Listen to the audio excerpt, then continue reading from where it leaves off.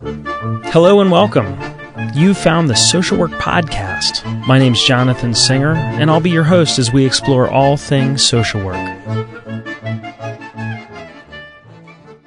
Today we're going to be talking about existential therapy.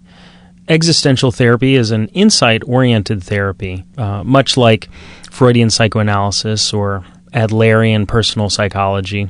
What distinguishes existential therapy from other insight-oriented therapies is that existential therapy is more of a philosophical or intellectual approach to understanding a person's problems rather than a set of techniques. Existential therapy emphasizes our freedom to choose what we make of our circumstances and believes that we are free and therefore responsible for our choices and actions. In essence, as Gerald Corey writes, we are the authors of our lives. Gerald Corey identifies 6 key concepts associated with existential therapy. The first is that we have the capacity for self-awareness. Now, the greater our awareness, the greater our responsibilities for freedom. And Corey writes that awareness is realizing that we are finite, that we understand that time is limited. We have the potential, the choice to act or not to act, and that meaning is not automatic, that we must seek it. And finally, that we are subject to loneliness, meaninglessness, emptiness, guilt, and isolation. A second key concept is that because we're basically free beings, we must accept the responsibility that accompanies our freedom. In other words, because we're free to choose, we have to take responsibility for the choices that we make. A third key concept is that we have a concern to preserve our uniqueness and identity. We come to know ourselves in relation to knowing and interacting with others. Our identity is the courage to be. We must trust ourselves to search within and find our own answers. Corey writes that one of our greatest fears is that we'll discover that there is no core and no self. Another key concept is that the significance of our existence and the meaning of our life are never fixed once and for all. Instead, we recreate ourselves through our projects. Our search for meaning must be pursued obliquely. This means that finding meaning in life is by necessity a byproduct of a commitment that we make to creating, loving, and working.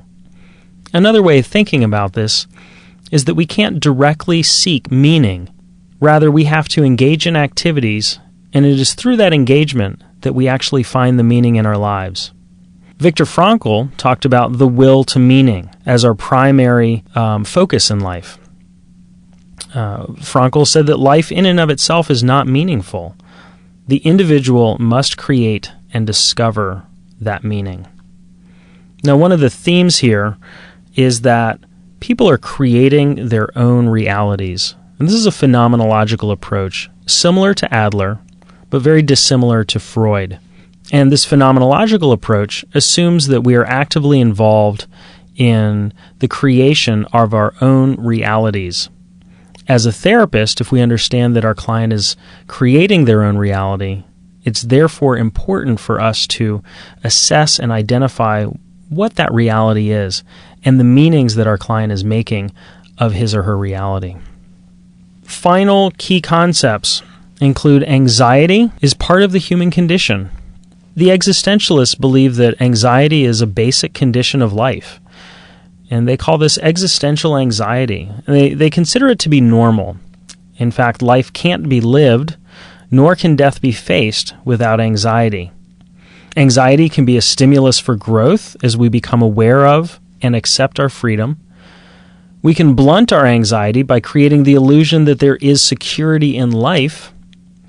And if we have the courage to face ourselves and life, we might be frightened, but we will be able to change. A final concept is that death is a basic human condition, and the awareness of death gives significance to living. So these are the 6 key concepts that Corey identifies in existential therapy.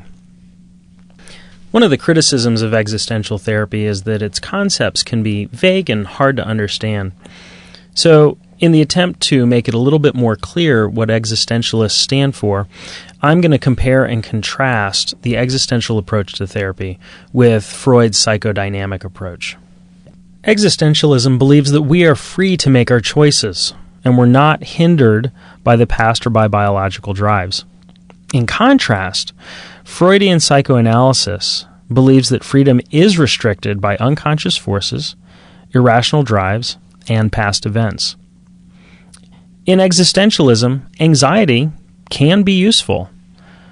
In psychodynamic theory, anxiety, or neurosis, is not useful and is in fact pathological and something that needs to be addressed. In existentialist therapy, techniques are antithetical to truly being there for the client. This is one of the reasons why existential therapy is more of an approach rather than a prescription for therapy. In Freudian psychoanalysis, techniques are essential to making the unconscious conscious. And these techniques can include dream analysis, transference, countertransference, interpretation, very specific things. And it's specific because the therapist is considered the expert in interpretation and understanding the objective world of the client.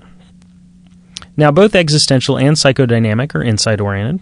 In existential therapy, treatment is based on the here and now, and explorations of the past seek to identify the origins of the worldview. Again, there we have this idea that our clients are constantly creating the way that they understand the world. So explorations of the past are simply a way of better understanding how our clients came to view the world that they do. In psychodynamic therapy, change occurs by exploring the past. In existential treatment, dream analysis sheds light on possibilities. Dreams are commonly understood to mean, I don't know what's happening to me. In contrast, in Freudian psychoanalysis, dream analysis identifies unconscious content that symbolizes conscious issues. This is a very different approach because, again, you have symbols that have objective meanings in psychodynamic frameworks, such as a cigar is sometimes not a cigar. In contrast, in existential therapy, dreams are seen more as clues as to the meaning that people have made for themselves. So one clarifying example is that if we imagine that we're working with a war vet and the vet meets criteria for post-traumatic stress disorder, is having difficulty focusing on family relations, difficulty holding a job, has exaggerated startle response, is increasingly focused on issues related to current conflicts around the world as presented on the TV and radio. Psychoanalysis might say that the war experiences have triggered repressed pre-sexual experiences for the vet, and that the id impulses are in conflict with the superego.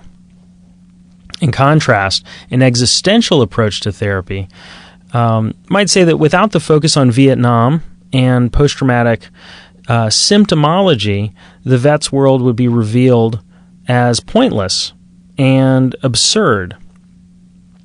If there were specific issues around building a family or future orientation that the vet was having a hard time addressing, existential therapy would probably say this is because the vet is not considering the future as viable and instead understanding that the imminence of death is causing serious questions as to the point of life. Now, the therapist-client relationship is considered to be collaborative. In fact, Corey describes it as a journey taken by the therapist and the client together.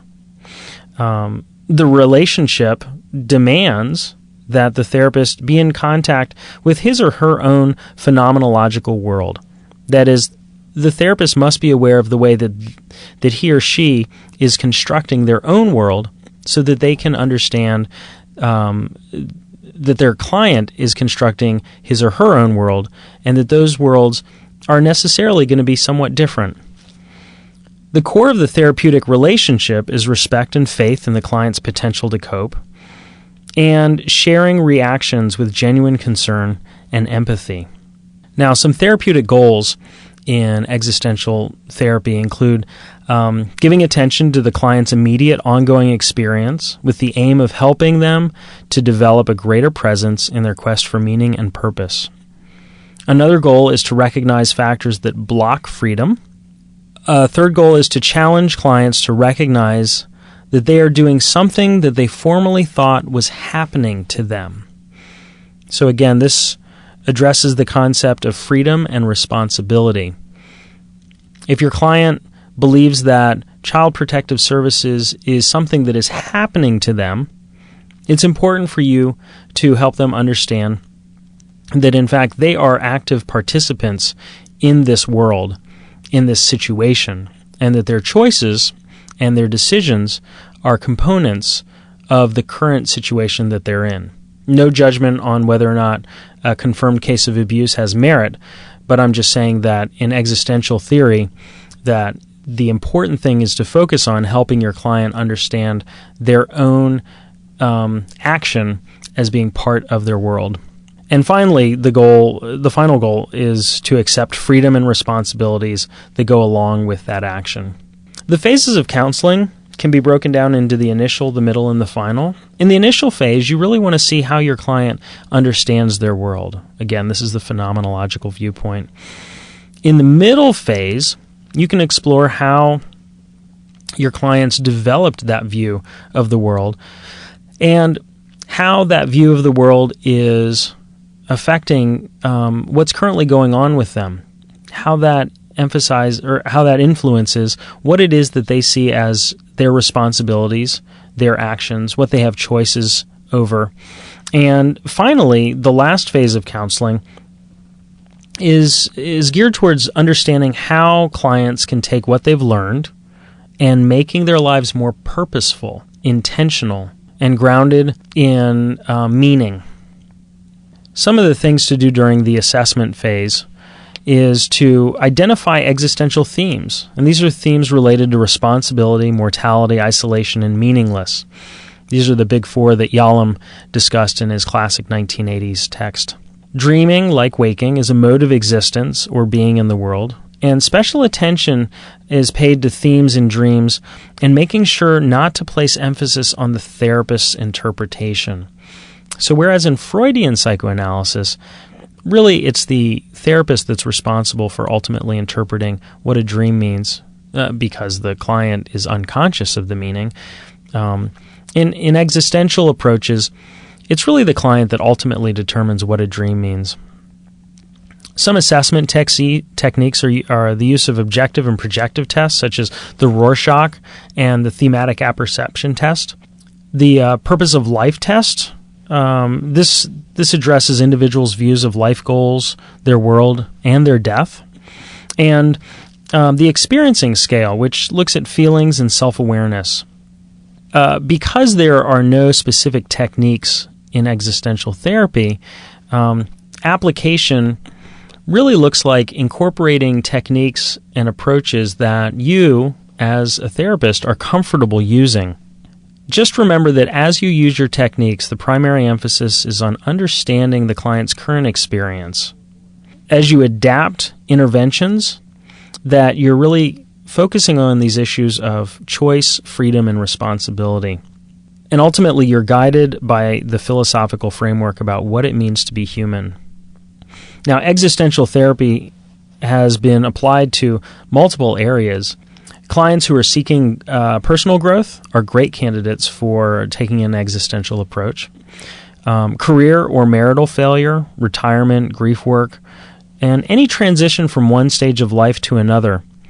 Existential approaches are wonderful for working with teenagers for whom the questions of what is my purpose, what is the meaning of my life, how am I to live the best life I can?